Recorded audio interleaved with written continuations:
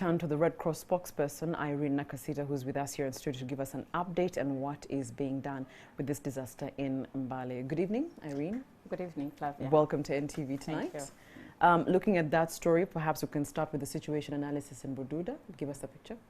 It's actually not Bududa. This time it's the Greater Mbale area, and particularly for this particular event for today, it's Buvyango sub-county. Yes. And of course, we've been doing quite a number of sensitization to the communities since disasters began, and that is around a month ago. So actually in that particular sub-county, we have a community radio there which the Red Cross established, and this is to help us to pass on early warning messages to the people of around that entire area. So we've been doing sensitizations, calling upon people to go to safer places, and of course looking at the trace of that particular community, there are quite a number of cracks on the surfaces of the land. So when we began seeing this, our disaster committees began engaging the communities and calling upon people to vacate to safer areas. But of course, some of them have moved.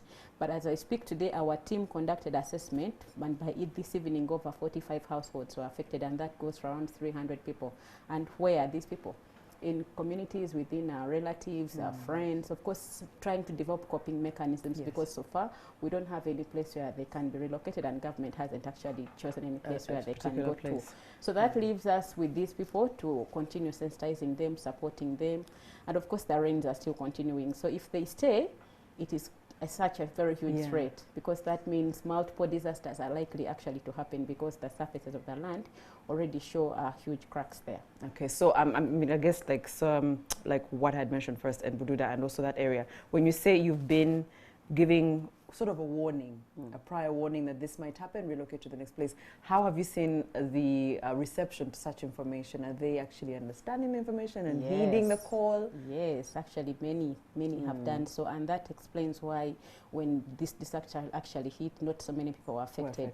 Even Bududa, so we've not actually registered any huge landslide since, and of course it's raining, but not so many people have been affected, because people are accepted to relocate, others have moved to stay with relatives, others have, of course, developed coping mechanisms, like I said, and we see a lot of positive response from the communities. Okay, so you've spoken to us about what Red Cross has done on the ground, and that's sort of prior work that has been done. Paint for us a picture, maybe in the emergency response, in a case of emergency response, what Red Cross is doing or has done. And by today, I can mention that we had a meeting with the disaster management committees, because now here we see concerted efforts coming together, Office of the Prime Minister, the district, because these are now people that belong to the government of Uganda, and they should take responsibility.